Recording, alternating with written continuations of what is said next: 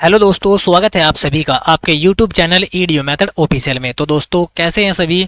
उम्मीद करते हैं कि आप सभी एकदम अच्छे हैं, बेहतरीन हैं और अपनी तैयारी को बहुत अच्छे तरीके से आगे बढ़ा रहे हैं। दोस्तों जैसे कि आप सभी को पता है आपका BA फाइनल ईयर वालों के एग्जाम चल रहे हैं और जो हमारा नेक्स्ट एग्जाम होने वाला है वो है हमारा इकोनॉमिक्स का सेकेंड पेपर। ठीक है, इकोनॉमिक्स का हमारा सेकेंड पेपर होने वाला है जिसका नाम है economic growth and international trade, यानी कि आर्थिक वृद्धि एवं अंतर्राष्ट्रीय व्यापार। कोड हमारा A346 से रहने वाला है। और दोस्तों रोज की तरह आज की जो हमारी क्लास होने वाली है वो हमारी इकोनॉमिक्स के सेकंड पेपर की मास्टर वीडियो होने वाली है। मास्टर वीडियो का मतलब क्या है, पूरे के पूरे मॉडल का निचोड़, पूरे के पूरे मॉडल से आपके जितने भी इंपॉर्टेंट क्वेश्चन हैं वो आपको आज की इस क्लास में देखने को मिल जाएंगे। दोस्तों मैं आपसे वादा करता हूं कि इस क्लास को देखने के बाद में आपको बहुत ज़्यादा बेनिफिट एग्जाम में होने वाला है। और जिन बच्चों का ये एग्जाम है, जिन बच्चों का ये पेपर है, वो एग्जाम से पहले इस वीडियो को जरूर देख के जाएंगे तो निश्चित रूप से आप सभी को बहुत ज़्यादा फायदा इस वीडियो से होने वाला है। तो दोस्तों जितने बच्चे चैनल पर नए आए हैं तो चैनल को सब्सक्राइब करेंगे और वीडियो को लाइक करेंगे। तो चलिए दोस्तों शुरू करते हैं आज की इस बेहतरीन सी क्लास को। क्वेश्चन नंबर 1 आपके सामने है जी। क्वेश्चन नंबर 1 आपके सामने बहुत ही बेहतरीन तरीके से आप इसको पढ़ेंगे और जिन बच्चों ने क्लास को लाइक नहीं किया वो लाइक करेंगे और चैनल पर पहली बार आए हैं तो चैनल को सब्सक्राइब कर देंगे। ठीक है, क्वेश्चन नंबर 1 आपके सामने है। एक एक क्वेश्चन महत्वपूर्ण है, एक एक क्वेश्चन सिलेक्टेड है, तो सारे के सारे क्वेश्चन आपको अच्छे से पढ़ लेने हैं। ठीक है भैया, देखिए आर्थिक विकास है। आर्थिक विकास क्या होता है, हमारे एक प्रेरित प्रक्रिया होती है। कैसी होती है, आर्थिक विकास हमारी एक प्रेरित प्रक्रिया हो जाती है। ठीक है भैया जी, आगे बढ़ जाते हैं क्वेश्चन नंबर 2 की ओर। क्वेश्चन नंबर 2 है जी आपके सामने, विकास माननीय प्रयत्नों का परिणाम है। यह कथन किसका है। देखिए विकास माननीय प्रयत्नों का परिणाम है, यह बात किसने कही है, यह बात लुईस ने कही है। किसने, यह बात हमारी लुईस के द्वारा कही गई है। ठीक है, क्वेश्चन नंबर नेक्स्ट की ओर बढ़ जाते हैं। Question number 3। क्वेश्चन नंबर 3 आपके सामने लगभग आपके 180 क्वेश्चन है और 180 क्वेश्चन सारे के सारे सिलेक्टेड हैं।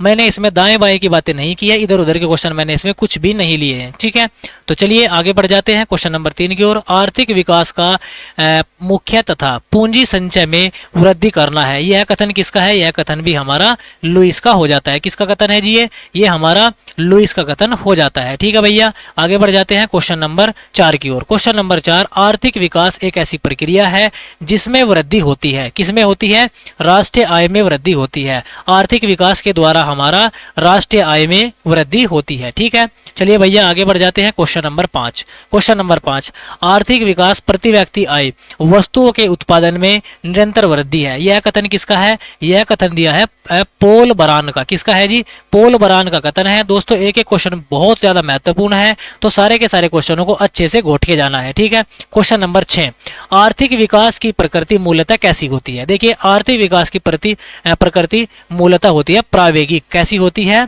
प्रावेगिक हमारी आर्थिक विकास की प्रकृति होती है मूलतः। ठीक है भैया, आगे बढ़ जाते हैं क्वेश्चन नंबर नेक्स्ट की ओर। क्वेश्चन नंबर 7, रोस्टोव के अनुसार अर्थव्यवस्था कितनी प्रक्रियाओं से होकर गुजरती है। किसके अनुसार, रोस्टोव के अनुसार जो हमारी अर्थव्यवस्था है, जो हमारी इकोनॉमी है, वो 5 प्रकार के प्रक्रियाओं से होकर गुजरती है। तो राइट आंसर हो जाएगा 5। ठीक है, question number 8, most important question आप याद रखेंगे, the theory of economic growth. The theory of economic growth पुस्तक किसकी है, ये हमारी WA लुईस की है। किसकी है, the theory of economic growth किताब लिखी है लुईस ने। किसने लिखी है जी, ये किताब हमारी लुईस के द्वारा लिखी गई है जो कि बहुत इंपॉर्टेंट पुस्तक आपके लिए हो जाएगी। क्वेश्चन नंबर नेक्स्ट, संरचनात्मक परिवर्तनों के लिए प्रेरित विकास प्रक्रिया को क्या कहा जाता है। देखिए संरचनात्मक परिवर्तनों के लिए जो हमारा प्रेरित विकास होता है उसकी प्रक्रिया को हम कहते हैं आर्थिक विकास। क्या कहते हैं जी, इसको हम आर्थिक विकास के नाम से जानते हैं। ठीक है भैया, आगे बढ़ जाएंगे। आर्थिक विकास क्या होता है, आर्थिक विकास हमारा एक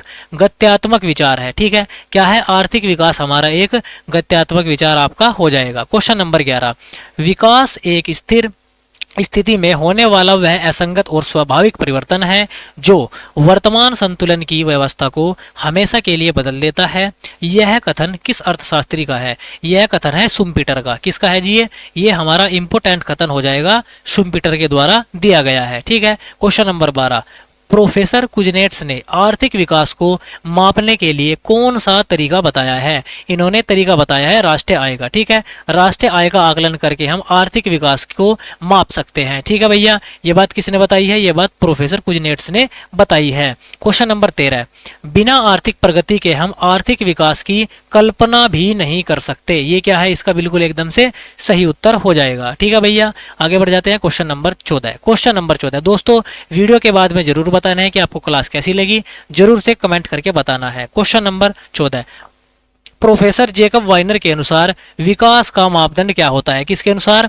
जेकब वाइनर के अनुसार विकास को मापने का प्रक्रिया होती है प्रति व्यक्ति आय। क्या होती है? पर कैपिटल आय। ठीक है भैया, चलिए क्वेश्चन नंबर 15, क्वेश्चन नंबर 15 जो है यहाँ पर आपको एक भाग में पुस्तकें दी गई हैं और दूसरे भाग में आपको इनके राइटर दिए गए हैं। ठीक है, देखिए सबसे पहले आपका पॉलिटिकल इकोनॉमिक ऑफ ग्रोथ, ये किसकी पुस्तक है? ये हमने पढ़ ली है, ये पुस्तक हमारी पॉल ए बरोन की है। दोस्तों एक एक क्वेश्चन यहाँ से आपसे बन सकता है। देखिए सबसे पहला ए का ऑप्शन क्या है? सेकंड है। ठीक है, तो इसमें राइट आंसर क्या हो जाएगा? सी वाला। सी वाला हमारा उत्तर हो जाएगा। उसके बाद आपका एक्सक्यूलम ऑफ कैपिटल, ये है किसकी है पुस्तक? ये हमारी श्रीमती जॉन रॉबिन्स की है। दोस्तों यहाँ से आपका अलग अलग करके आपसे क्वेश्चन पूछा जा सकता है। ठीक है, तो चारों की चारी पुस्तकों को आप अच्छे से याद रख सकते हैं। ठीक है, देखिए तीसरी हमारी जो पुस्तक है स्टडी इन इकोनॉमिक डेवलपमेंट, ये हमारी किसकी पुस्तक हो जाएगी? ये पुस्तक है हमारी बोन अल्फ्रेड की। किसकी है? बोन अल्फ्रेड के द्वारा ये हमारी पुस्तक लिखी गई है। ठीक है, चौथी पुस्तक हमारी पार्ट ऑफ इकोनॉमिक ग्रोथ, ये किसने लिखी है? ये कोलिन क्लार्क ने लिखी है। किसने? कोलिन क्लार्क के द्वारा ये लिखी गई है। ठीक है, याद रखना आपसे यहाँ से अलग अलग करके भी क्वेश्चन पूछा जा सकता है, तो आपको अच्छे से याद रखना है। ठीक है, चलिए क्वेश्चन नंबर 16, विकास के अंतर्गत में संरचनात्मक परिवर्तन आता है। देखिए विकास के अंतर्गत किसमें परिवर्तन आता है? ये आता है उत्पादन में। किसमें? उत्पादन में अंतर आता है आपका विकास के अंतर्गत। ठीक है भैया जी, आगे बढ़ जाएंगे। क्वेश्चन नंबर 17, क्वेश्चन नंबर 17, एक अर्धविकसित अर्थव्यवस्था में क्या पाई जाती है? देखिए एक अर्धविकसित अर्थव्यवस्था में यहाँ पर 3 प्रकार के इसके कारक बताए गए थे, तो हमारी 3 प्रकार की विशेषताएं पाई जाती थी।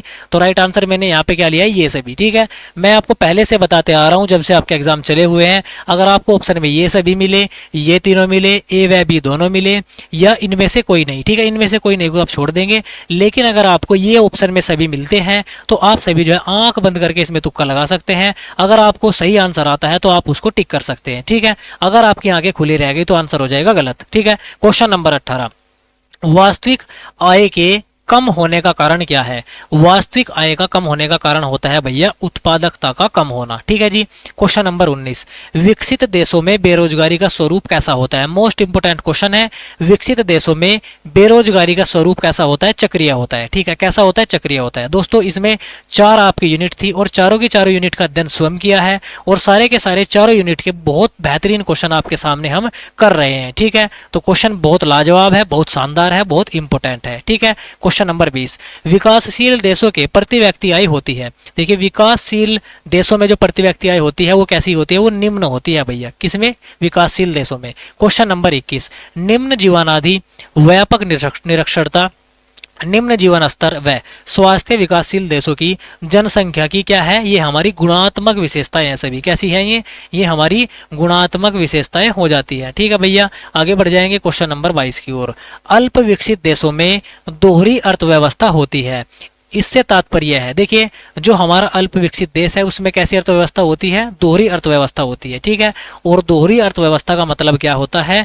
बाजार एवं जीवन निर्वहन अर्थव्यवस्था। ठीक है, चलिए आगे बढ़ जाते हैं क्वेश्चन नंबर 23 की ओर। विकास प्रक्रिया निम्न में से कौन आवश्यक होते हैं? विकास की प्रक्रिया में यहाँ पर 2 हमारे तथ्य ऐसे थे जो आवश्यक थे, तो मैंने राइट आंसर क्या लिया है? ए व बी दोनों यहाँ पे लिया है। ठीक है, आपको भी इसी प्रकार से आंसर को चूज करना है तो आप जो है अपना आंसर अच्छे से बना पाएंगे। ठीक है भैया, आगे बढ़ जाते हैं question number next. Question number next है जी आपके सामने क्वेश्चन नंबर नेक्स्ट। ठीक है, चलिए क्वेश्चन नंबर 24, अल्प विकसित देश विश्व की गंदी बस्तियां हैं, यह कितने कहा है? यह कथन किसका है? यह आपका प्रोफेसर केयर नॉक्स का। किसका है? प्रोफेसर केयर नोक्स का ये हमारा कथन हो जाएगा। ठीक है भैया, आगे बढ़ जाते हैं जी क्वेश्चन नंबर 25 की ओर। अल्प विकसित देशों के लिए निर्धन राष्ट्र शब्द का प्रयोग करने वाले अर्थशास्त्री कौन है?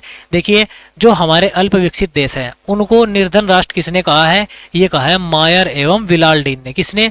मायर एवं वाल्डविन ने कहा है निर्धन राष्ट्र अल्प विकसित देशों को। जी भैया, आगे बढ़ जाएंगे क्वेश्चन नंबर 26 की ओर।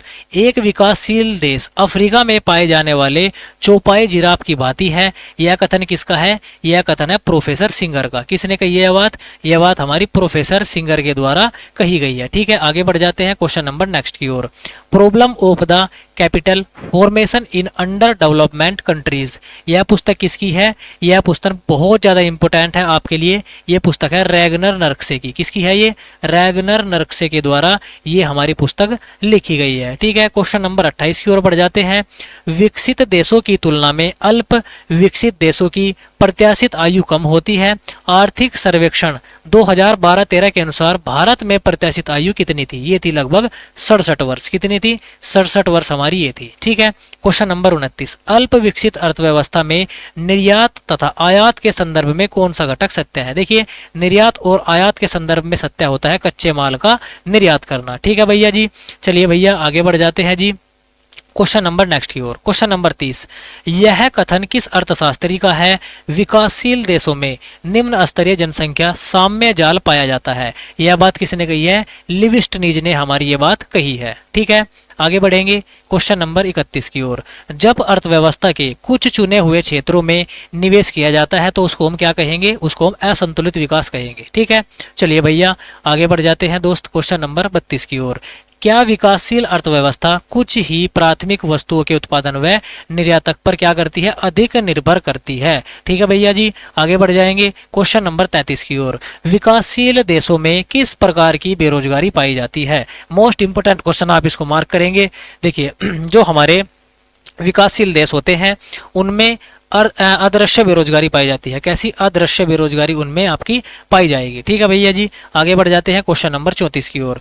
मांग पक्ष की ओर निर्धनता के कुचक्र उत्पन्न होने का प्रमुख कारण क्या है? ये है हमारा सीमित मांग। क्या है ये हमारा सीमित मांग हो जाएगा। ठीक है भैया जी, आगे बढ़ जाते हैं क्वेश्चन नंबर 35 की ओर। प्रोफेसर प्रेसिप के अनुसार व्यापार की पूर्ति अविकसित देशों के विपक्ष में रहती है। क्या रहती है? विपक्ष में रहती है। ठीक है भैया जी, आगे बढ़ जाते हैं क्वेश्चन नंबर 36 की ओर। निम्नलिखित में से कौन आर्थिक विकास का अनिवार्य अंग नहीं है? ठीक है, तो कौन सा नहीं होता? जनसंख्या वृद्धि पर रोक। चलिए आगे बढ़ जाते हैं क्वेश्चन नंबर नेक्स्ट की ओर। Question number 37। आर्थिक विकास की दर शून्य होने का मतलब क्या होता है? यदि आर्थिक विकास की दर शून्य हो जाएगी तो इसका मतलब क्या होगा? राष्ट्रीय आय में वृद्धि नहीं हो रही है। राष्ट्रीय आय में वृद्धि न होना आर्थिक विकास की दर का शून्य होने का मतलब हो जाएगा। ठीक है भैया जी, आगे बढ़ जाते हैं क्वेश्चन नंबर 38 की ओर। आर्थिक विकास के स्तर का सामान्यतः स्वीकार्य सूचक क्या होता है? ये होता है प्रति व्यक्ति आय, पर कैपिटल इनकम। चलिए आगे बढ़ जाएंगे क्वेश्चन नंबर 39। भारतीय अर्थव्यवस्था को किस श्रेणी में रखा जा सकता है? देखिए, जो हमारी भारतीय अर्थव्यवस्था है वो कैसी है? वो एक विकासशील अर्थव्यवस्था हमारी हो जाएगी। ठीक है भैया, आगे बढ़ जाएंगे क्वेश्चन नंबर नेक्स्ट की ओर। क्वेश्चन नंबर 40 है। आर्थिक विकास के कौन से घटक अवरोधक है? यहाँ पर जो है 3 प्रकार के घटक दिए गए थे जो इसमें अवरोध पैदा करते हैं। तो राइट आंसर मैंने क्या लिया है? ये सभी। ठीक है, इसी प्रकार से आपको भी ऑप्शन को टिक करना है। चलिए क्वेश्चन नंबर 41। एडम स्मिथ के अनुसार स्थैतिक अवस्था आर्थिक विकास की अंतिम अवस्था है। किसके अनुसार है? एडम स्मिथ के अनुसार। चलिए भैया जी आगे बढ़ जाएंगे क्वेश्चन नंबर नेक्स्ट की ओर। Question number 42। प्रतिष्ठित विकास मॉडल में विकास के कारण उत्पन्न बेरोजगारी को क्या कहते हैं? देखिए, विकास के कारण जो हमारी उत्पन्न बेरोजगारी होती है उसको हम क्या कहेंगे? उसको हम अल्पकालीन कहेंगे। क्या कहेंगे? अल्पकालीन बेरोजगारी के नाम से हम उसको जानेंगे। ठीक है भैया, क्वेश्चन नंबर 43। सामाजिक परिवर्तन आर्थिक संघर्षों का परिणाम है। यह विचार किसने प्रस्तुत किया है? देखिए, यह बात किसने कही है? यह बात हमारी कार्ल मार्क्स के द्वारा कही गई है। चलिए आगे बढ़ जाएंगे क्वेश्चन नंबर 44 की ओर। आर्थिक विकास के साथ श्रम शक्ति में सेवा क्षेत्र का क्या अंश होता है? देखिए, सेवा क्षेत्र क्या होता है? इसमें बढ़ जाता है सेवा क्षेत्र आपका। ठीक है भैया, चलिए क्वेश्चन नंबर 45, मार्क्स ने लाभ की दर को एवं पूंजी की संरचना के संबंध में कौन सा समीकरण व्यक्त किया है? किसके अनुसार? मार्क्स के अनुसार। ठीक है, इन्होंने दिया है आपका, ये दिया है C/D। क्या दिया है? C/D इन्होंने समीकरण दिया है। ठीक है, क्वेश्चन नंबर 46, मार्क्स ने वस्तुओं के मूल्य का विभाजन किस प्रकार किया है? देखिए, स्थिर पूंजी प्लस परिवर्तनशील पूंजी प्लस अतिरेक्य मूल्य। ठीक है, ये क्या होता है? मूल्य का विभाजन होता है मार्क्स के अनुसार। ठीक है भैया जी, चलिए आगे बढ़ जाएंगे मेरे दोस्त क्वेश्चन नंबर 47 की ओर। शुम्पेटर ने अपने विकास सिद्धांत में किसकी भूमिका पर प्रमुख बल दिया है? सबसे ज्यादा जो बल दिया है शुम्पेटर ने वो दिया है उपकर्मी पे। ठीक है, उपकर्मी या इसको हम उद्यमी के नाम से भी जानते हैं, दोनों इसी के नाम है, कंफ्यूज नहीं होना है। क्वेश्चन नंबर 48, हैरोल्ड के विकास मॉडल में वह दर जो जनसंख्या की वृद्धि तथा तकनीकी परिवर्तन स्वीकार करती है वह दर क्या कहलाती है? देखिए, यह दर हमारी क्या कहलाएगी? यह दर हमारी कहलाएगी विकास की स्वाभाविक दर। क्या कहलाएगी? विकास की हमारी स्वाभाविक दर ये कहलाएगी। ठीक है, question number 49, most important question, Harold model के लिए निम्न में से कौन सा कथन सत्य नहीं है? ठीक है, हैरोल्ड मॉडल के आधार पे कौन सा कथन इसमें से गलत है, आपसे पूछा गया है। देखिए, तकनीक का चयन पूंजी की उपलब्धता पर निर्भर करता है। ठीक है, ये बात क्या है? ये बात हमारी झूठी बात है, सरासर गलत बात है हैरोल्ड मॉडल के लिए।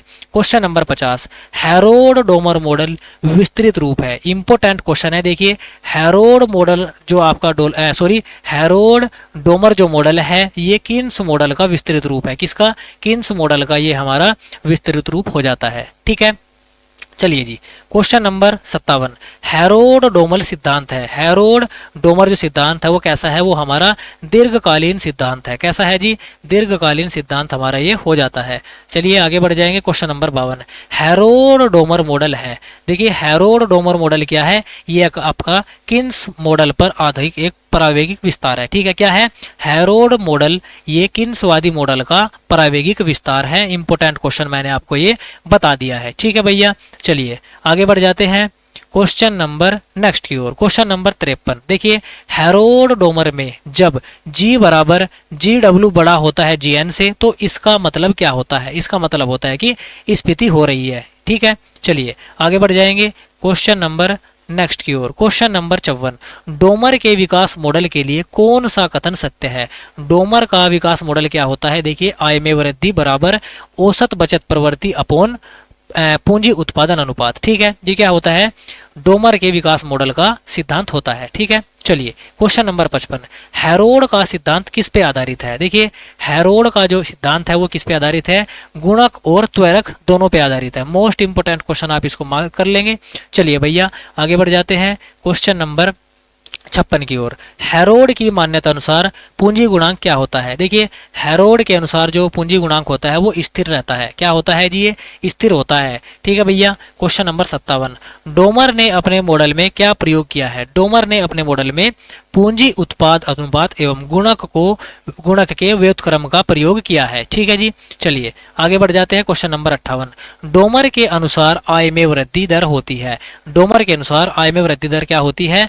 बचत प्रवृत्ति अपॉन पूंजी उत्पाद का अनुपात। ये क्या हो जाएगी? ये आपकी आय में बचत वृद्धि दर हो जाएगी। किसके अनुसार? डोमर के अनुसार। क्वेश्चन नंबर 59, हैरोल्ड के अनुसार विकास की वृद्धि दर क्या है? दोस्तों, एक एक क्वेश्चन बहुत ज्यादा महत्वपूर्ण है, तो सभी क्वेश्चनों को अच्छे से करके जाना है। ठीक है, देखिए, विकास की दर क्या होती है? बचत दर बटे पूंजी उत्पाद अनुपात। ठीक है, चलिए क्वेश्चन नंबर नेक्स्ट आपके सामने है। यदि G बड़ा होता है GW से तो इस समय क्या होता है? इस समय दीर्घकालीन स्फीति होगी। ठीक है, चलिए क्वेश्चन नंबर नेक्स्ट आपके सामने क्वेश्चन नंबर 61, विकास अर्थशास्त्र में द्वैतवाद से क्या अभिप्राय है? विकास अर्थशास्त्र में द्वैतवाद का मतलब क्या होता है? आधुनिक तथा पारंपरिक क्षेत्रों का सह अस्तित्व। ठीक है भैया, चलिए आगे बढ़ जाते हैं जी क्वेश्चन नंबर 62 की ओर।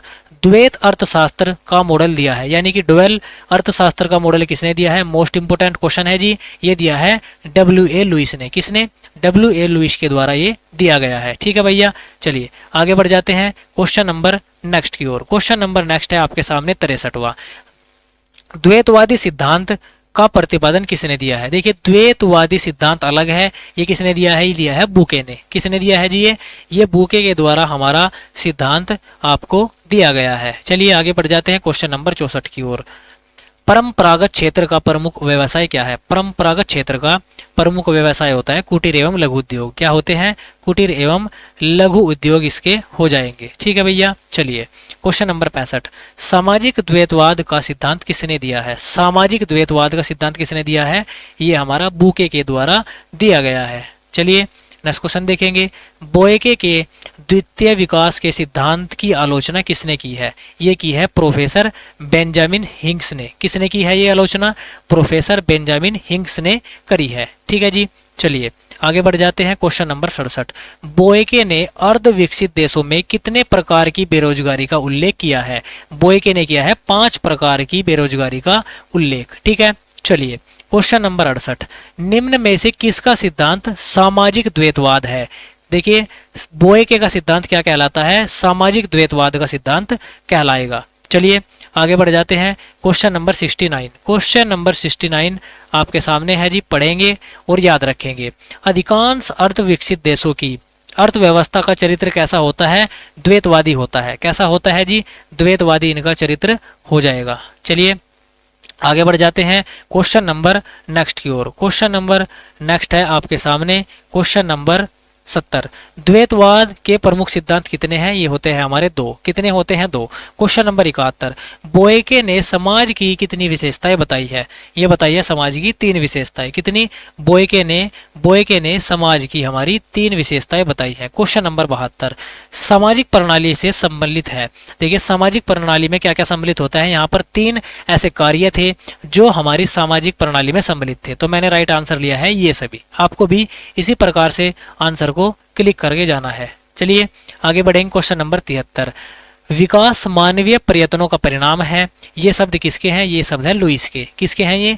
लुईस के शब्द ये हमारे हो जाएंगे। क्वेश्चन नंबर नेक्स्ट, लुईस ने पूंजी निर्माण का निर्धारक तत्व क्या माना है? देखिए लुईस के अनुसार यहाँ पे जो है पूंजी निर्माण के 2 तत्व दिए गए थे, जो मैंने सही आंसर माना है वो माना है ए व बी दोनों। ठीक है।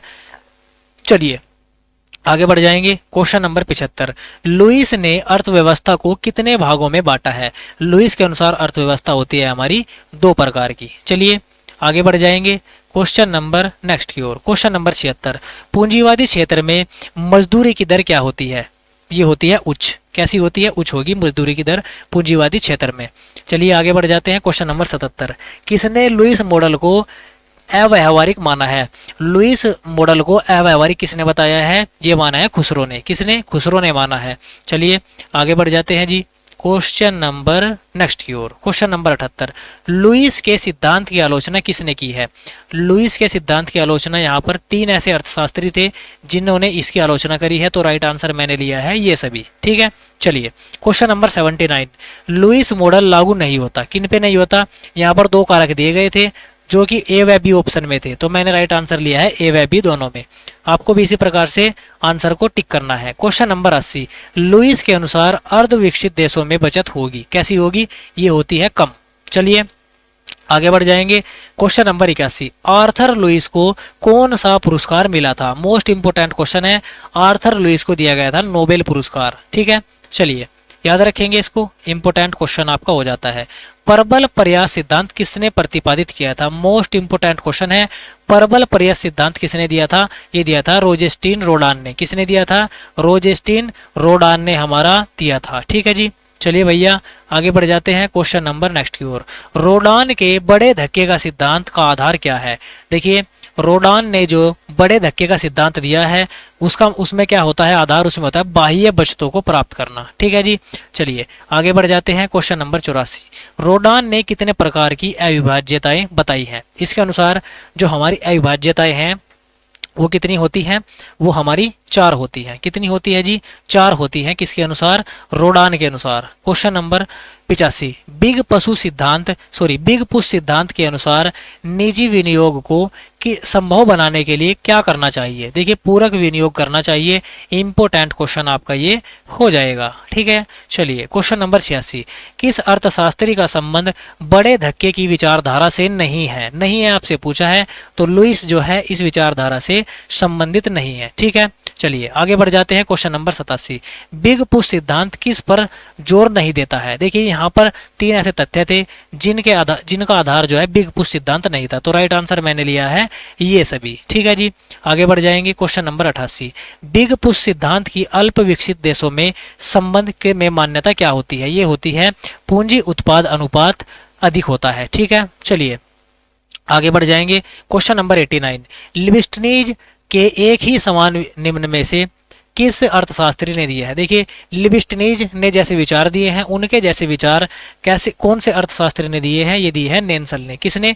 नेल्सन ने जो है उनके जैसे विचार दिए हैं। क्वेश्चन नंबर 90, लिबिस्टनीज के अनुसार विकास से कौन से कारकों का परिणाम विकास की दशाओं को पैदा करता है? ये करता है धनात्मक योग प्रेरणाओं का। ठीक है जी, चलिए आगे बढ़ जाएंगे भैया। क्वेश्चन नंबर नेक्स्ट की ओर। क्वेश्चन नंबर 91, बचत होती है। बचत क्या होती है जी? वृद्धि के निर्धारक तत्वों में से एक। वृद्धि के निर्धारक तत्वों में से हमारा एक होती है बचत। ठीक है, चलिए क्वेश्चन नंबर 92, पूंजी एवं पूंजी का संचय आर्थिक विकास की एक अनिवार्य आवश्यकता है। यह मत किसने व्यक्त किया है? यह मत दिया है प्रोफेसर कुजनेट्स ने। किसने? प्रोफेसर कुजनेट्स ने हमारा ये मत दिया है। देखिए क्वेश्चन नंबर 93, न्यूनतम प्रबल सिद्धांत किसने प्रस्तुत किया था? मोस्ट इंपोर्टेंट क्वेश्चन है ये आपका। न्यूनतम प्रबल सिद्धांत दिया था हार्वे लिबिस्टनीज ने। चलिए आगे बढ़ जाते हैं भैया क्वेश्चन नंबर 94 की ओर। आवश्यक न्यूनतम प्रयास का विचार किसने दिया था? ये भी हमारा हार्वे लिबिस्टनीज ने दिया था। चलिए क्वेश्चन नंबर 95, निम्न स्तरीय संतुलन पास से बचने का उपाय क्या है? यहाँ पर 3 उपाय दिए थे, तो मैंने लिया है ये सभी आंसर। ठीक है, चलिए क्वेश्चन नंबर 96, नेल्सन ने कितने प्रकार के समुच्चय संबंधों का वर्णन किया है? समुच्चय संबंध नेल्सन के अनुसार कितने हैं? 3। कितने हैं? 3 है। चलिए आगे बढ़ जाएंगे। क्वेश्चन नंबर 97, क्वेश्चन नंबर 97 आपके सामने है जी। इंपोर्टेंट आपके सामने ये क्वेश्चन हो जाएगा। ठीक है, अल्प विकसित देश आयात निम्न वस्तुओं का करते हैं। देखिए, जो हमारे अल्प विकसित देश होते हैं वो किन वस्तुओं का आयात करते हैं? वे करते हैं कच्चे माल का आयात। किनका? कच्चे माल का आयात करते हैं। चलिए आगे बढ़ जाते हैं। क्वेश्चन नंबर 98, किस देश की पूंजी निर्माण का आधार क्या होता है? देखिए, किसी भी देश की पूंजी निर्माण का आधार क्या होता है? बचत करना होता है। ठीक है, चलिए भैया आगे बढ़ जाएंगे। क्वेश्चन नंबर 99, यह कथन किसने दिया है? पूंजी निर्माण आर्थिक विकास की एक अनिवार्य शर्त है। यह बात है साइमन कुजनेट्स की। किसकी है? साइमन कुजनेट्स की। यह बात हमारी हो जाएगी।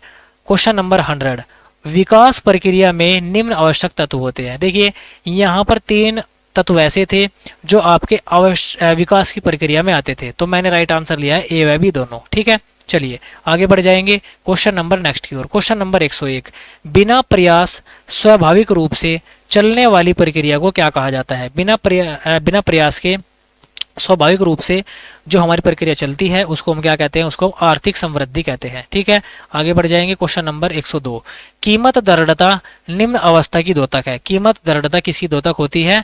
बाजार की अपूर्णता की। ठीक है, चलिए आगे बढ़ जाते हैं। क्वेश्चन नंबर 103, अल्प विकास का मतलब क्या होता है? देखिए, अल्प विकास का मतलब होता है एक या अनेक उत्पादन के घटकों की न्यूनता से। ठीक है, ये क्या होता है? ये हमारा विकास का मतलब होता है। क्वेश्चन नंबर 104, विकास का अर्थशास्त्र क्या है?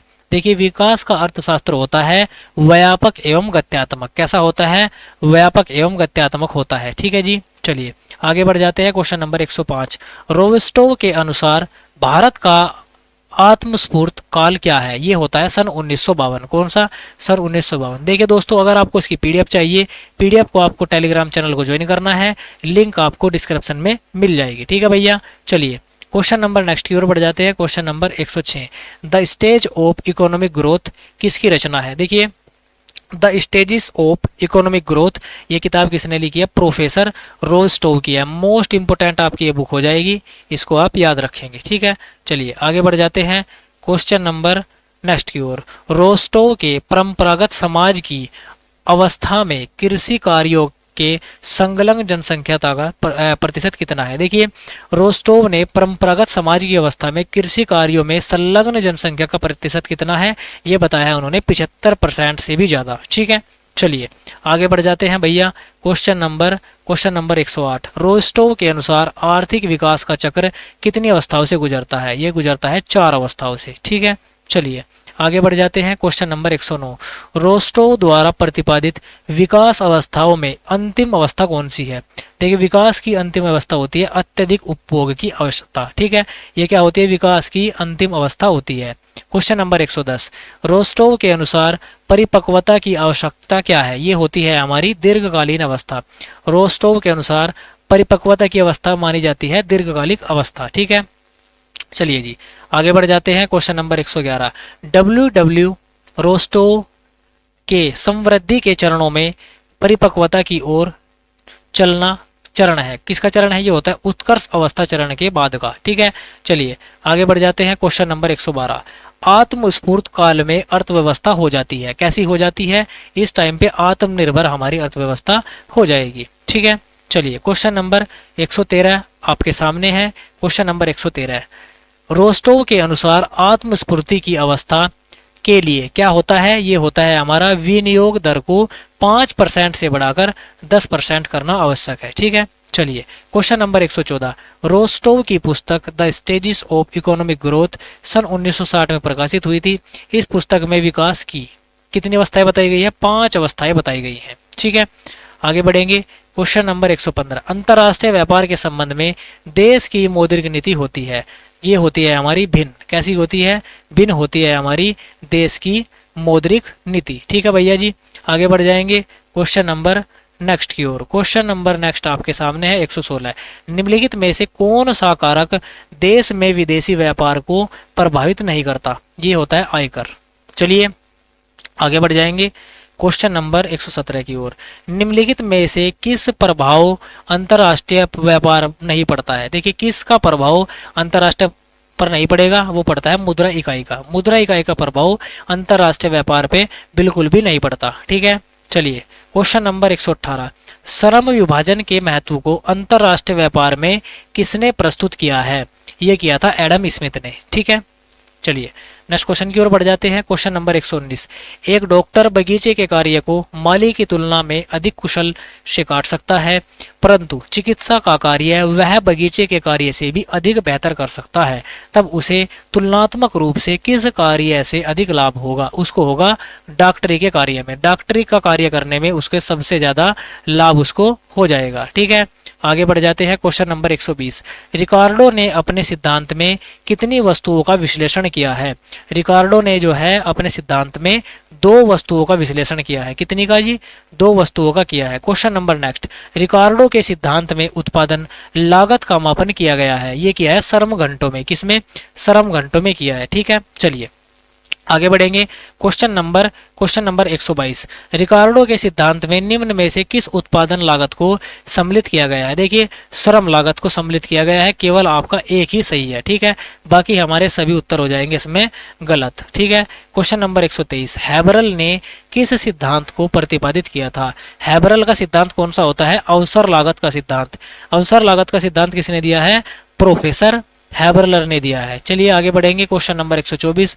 हैबरलर के सिद्धांत में किस लागत को लिया गया है? ये लिया गया है अवसर लागत को। ठीक है, चलिए आगे बढ़ेंगे क्वेश्चन नंबर 125। क्वेश्चन नंबर 125 आपके सामने है जी। Question number 125। अवसर लागत सिद्धांत में वस्तु की कीमत बराबर होगी किसके? सीमांत लागत के बराबर होगी।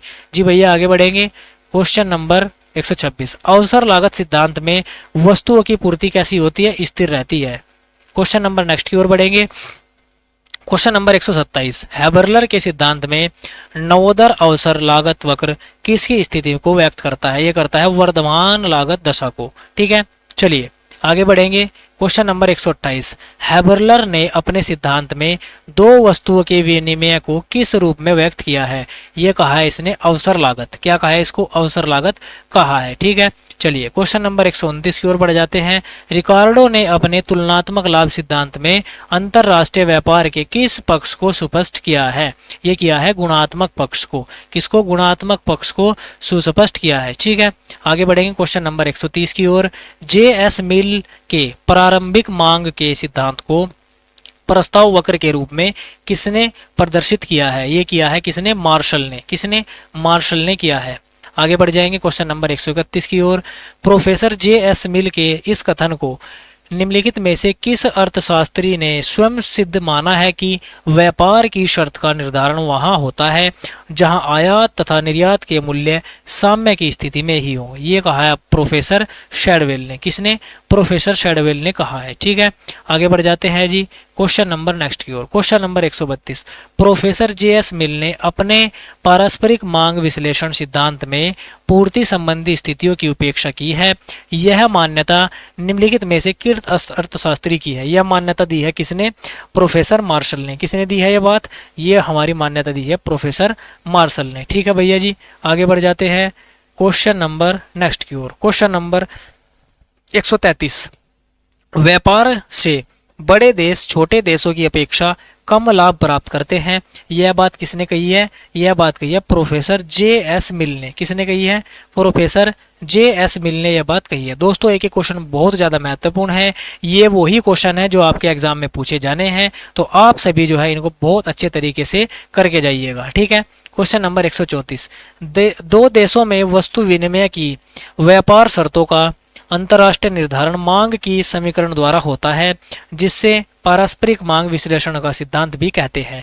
यह कथन किसका है? यह कथन है जे.एस. मिल का। किसने कही है बात? जे.एस. मिल ने हमारी ये बात कही है। ठीक है, आगे बढ़ जाते हैं क्वेश्चन नंबर 135, जे.एस. मिल के पारस्परिक मांग विश्लेषण सिद्धांत का प्रतिपादन करने निम्नलिखित में से किस अर्थशास्त्री प्रतिपादित किए गए सिद्धांत की कमी को दूर किया है? ये क्या है? रिकार्डो के सिद्धांत को। ठीक है, चलिए आगे बढ़ जाते हैं क्वेश्चन नंबर नेक्स्ट की ओर। क्वेश्चन नंबर 136, व्यापार शर्तों से क्या मतलब है? देखिए व्यापार शर्तों का आशय होता है निर्यात और आयात मूल्यों के अनुपात में। ठीक है, चलिए आगे बढ़ जाएंगे क्वेश्चन नंबर 137, व्यापार की दशा को निर्धारित करने वाला तत्व कौन सा है?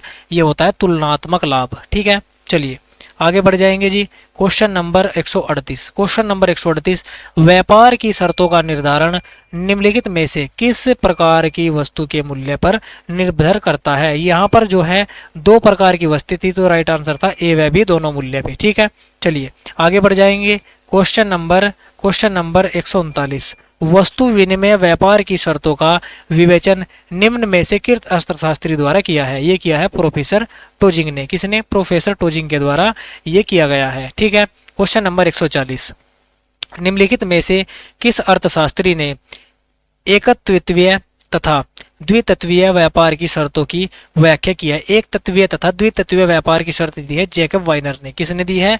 जैकब वाइनर के द्वारा ये हमारी शर्तें दी गई है। ठीक है भैया जी, आगे बढ़ जाएंगे क्वेश्चन नंबर नेक्स्ट की ओर। क्वेश्चन नंबर 141 आपके सामने है जी, उपयोगिता के आधार पर व्यापार की शर्तों की विवेचना निम्न में से किस अर्थशास्त्री ने करी है? ये करी है प्रोफेसर जैकब वाइनर ने। किसने? प्रोफेसर जैकब वाइनर ने करी है। ठीक है भैया जी, आगे बढ़ेंगे क्वेश्चन नंबर नेक्स्ट की ओर। क्वेश्चन नंबर 142, किसी भी समय पर किसी भी देश के लिए व्यापार की शर्तें निम्न में से किस स्थिति में हो सकती है? ये हो सकती है अनुकूल और प्रतिकूल दोनों स्थिति में। ठीक है भैया जी, आगे बढ़ेंगे क्वेश्चन नंबर नेक्स्ट की ओर। क्वेश्चन नंबर 143, संरक्षण की नीति के पक्ष में तर्क दिया जा सकता है कौन सा? देश की मुद्रा देश में ही रखने का तर्क दिया जा सकता है। जी भैया, आगे बढ़ेंगे क्वेश्चन नंबर 144, शिशु उद्योग तर्क को सर्वप्रथम किस सन में प्रस्तुत किया गया? शिशु उद्योग तर्क दिया गया था सन 1871 में। इंपोर्टेंट क्वेश्चन याद रखेंगे।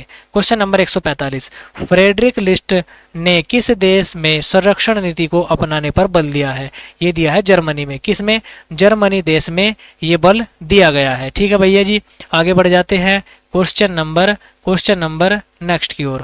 क्वेश्चन नंबर नेक्स्ट है जी आपके सामने, क्वेश्चन नंबर नेक्स्ट। ठीक है, चलिए आगे बढ़ेंगे क्वेश्चन नंबर 146, संरक्षण के सिद्धांत का प्रतिपादन कब हुआ था?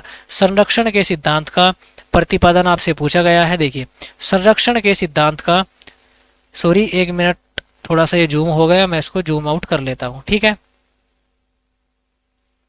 चलिए देखिए जी, संरक्षण के सिद्धांत का प्रतिपादन किस देश के अर्थशास्त्री ने किया था? देखिए ये किया था जी अमेरिका के। किसके? अमेरिका के अर्थशास्त्री ने किया था। ठीक है भैया जी, आगे बढ़ जाते हैं क्वेश्चन नंबर नेक्स्ट की ओर। क्वेश्चन नंबर नेक्स्ट है जी आपके सामने, क्वेश्चन नंबर 148। क्वेश्चन नंबर 148 आपके सामने है। क्वेश्चन नंबर 148, निम्न आय वाले देशों में प्रदर्शन प्रभाव आयात की मांग में वृद्धि करता है। यह विचार किसने व्यक्त किया है? देखिए, यह आपका विचार किसने व्यक्त किया है? यह विचार दिया है जे.एस. ड्यूजनबेरी ने। किसने दिया है? जे.एस. ड्यूजनबेरी ने हमारा ये सिद्धांत दिया है। ठीक है भैया, आगे बढ़ जाते हैं क्वेश्चन नंबर नेक्स्ट की ओर। देखिए यहाँ पर हमारा थोड़ा सा पेन टैब जो है वो दिक्कत कर रहा है, इसलिए जो है मैं यहाँ पर टिक नहीं लगा पा रहा हूँ। ठीक है भैया, क्वेश्चन नंबर 149, क्वेश्चन नंबर 149 आपके सामने है, पढ़ेंगे सभी दोस्त एक बार और इसका आंसर देखेंगे। ठीक है, क्वेश्चन नंबर 149, प्रशुल्क को संकुचित अर्थ में किस अर्थशास्त्री ने प्रस्तुत किया था? किसको?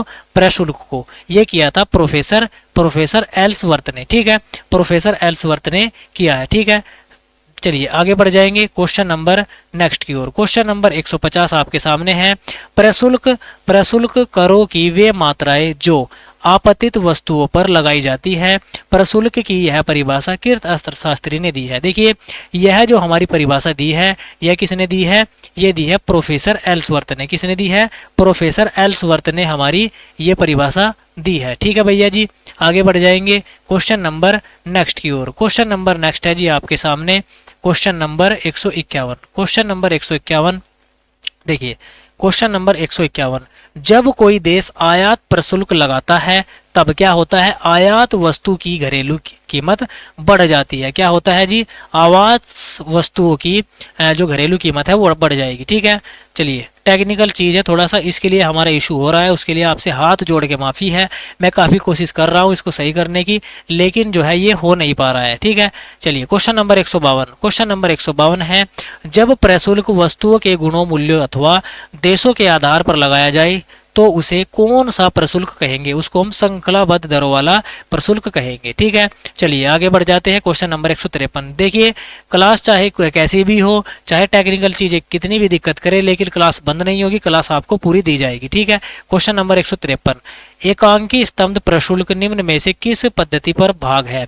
ये होता है हमारा उद्गम वाले देश के आधार का वर्गीकरण पद्धति का भाग होता है। ठीक है भैया जी, आगे बढ़ेंगे क्वेश्चन नंबर 154, भुगतान संतुलन शब्द का उपयोग निम्नलिखित में से किसके संदर्भ में किया जाता है? ये किया जाता है आयात एवं निर्यात के संबंध में। किसके? आयात एवं निर्यात के संबंध में किया जाता है। ठीक है जी, आगे बढ़ जाते हैं क्वेश्चन नंबर नेक्स्ट की ओर। क्वेश्चन नंबर 155 आपके सामने है, भुगतान संतुलन में निहित होता है। देखिए यहाँ पर भुगतान संतुलन की 3 अवस्थाएं दी गई थी, तो मैंने राइट आंसर क्या लिया है? ये सभी। ठीक है, आपको भी इसी प्रकार से आंसर लगाना है। क्वेश्चन नंबर 156, एक देश का भुगतान संतुलन एक निश्चित काल के भीतर उसके दोष विषु के साथ मौद्रिक सौदे का लेखा जोखा होता है।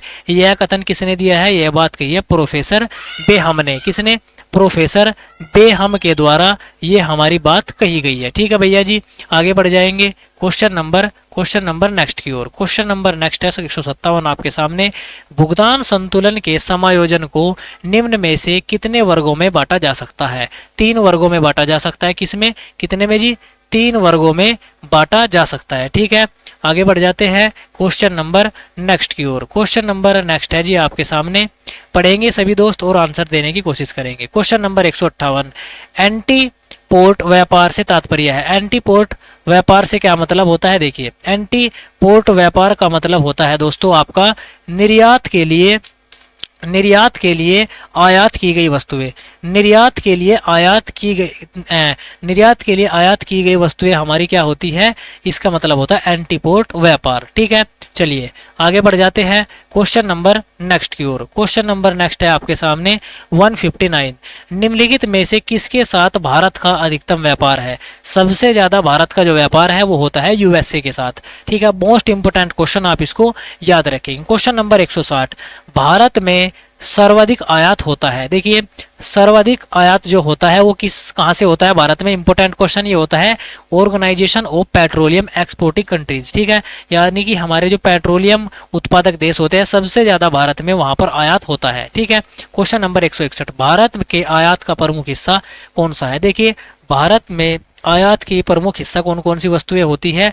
वो होती है उपभोक्ता वस्तुएं। कौन सी? उपभोक्ता वस्तुएं हमारी ये होती है। ठीक है भैया जी, आगे बढ़ जाएंगे क्वेश्चन नंबर नेक्स्ट की ओर। क्वेश्चन नंबर 162 आपके सामने, सन 1991 में भारत सरकार ने विदेश व्यापार क्षेत्र में सबसे महत्वपूर्ण परिवर्तन क्या किया था? ये किया था आयात निर्यात में लाइसेंस प्रणाली की में डील दी थी। ठीक है, चलिए क्वेश्चन नंबर 163 आपके सामने। भारत में विशेष आर्थिक जोन यानी कि SEZ की स्थापना किस देश की तर्ज पर की गई थी? मोस्ट इंपोर्टेंट क्वेश्चन है, ये की गई थी अमेरिका की तर्ज पे। किसकी? अमेरिका की तर्ज पे ये करी गई थी। ठीक है जी, आगे बढ़ जाएंगे क्वेश्चन नंबर नेक्स्ट की ओर। क्वेश्चन नंबर नेक्स्ट है जी आपके सामने क्वेश्चन नंबर 164। चालू खाते में रुपए की पूर्ण परिवर्तनीयता को किस वर्ष में घोषित किया गया था? चालू खाते में रुपए की पूर्ण परिवर्तनीयता को चालू किया गया था आपका सन 1994 से। कब से? 1994 से। ठीक है, मोस्ट इंपोर्टेंट क्वेश्चन है आपके। गेट स्थापना के समय किसकी सदस्य थी? देखिए जो हमारा गेट है, गेट जो हमारा है स्थापना के समय इसमें कितने सदस्य देश थे? देखिए गेट में स्थापना के समय 23 हमारे सदस्य देश थे। कितने? 23। ठीक है, चलिए आगे बढ़ जाते हैं क्वेश्चन नंबर 166। विश्व व्यापार संगठन की स्थापना किस वर्ष की गई थी? विश्व व्यापार संगठन यानी कि WTO, जिसको हम बोलते हैं वर्ल्ड ट्रेड ऑर्गेनाइजेशन। ठीक है, इसकी स्थापना कब की गई थी? 1995 में इसकी स्थापना की गई थी। ठीक है, question number 167 most important. GATT कब लागू किया गया? गेट देखिए जनवरी 1948 में लागू किया गया था। Question number 168। कौन सा कथन सत्य है?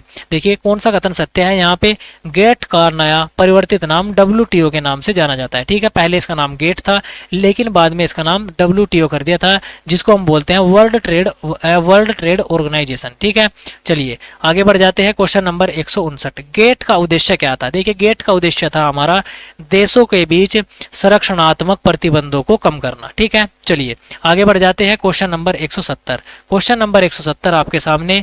गेट का अंतिम दौर कौन सा था? देखिए गेट का अंतिम दौर था 8वां। चलिए आगे बढ़ जाते हैं क्वेश्चन नंबर 171। गेट के 8वें चक्र जो कि उरुग्वे चक्र के नाम से फेमस है का समय काल है? देखिए गेट का जो 8वां चक्र है जो कि उरुग्वे में हुआ था, इसका समय क्या है? 1986 से 1993 तक चला था। ठीक है, क्वेश्चन नंबर 172। गेट के उरुग्वे दौर का परिणाम क्या था? देखिए गेट का जो हमारा उरुग्वे दौर हुआ था उसका परिणाम क्या था?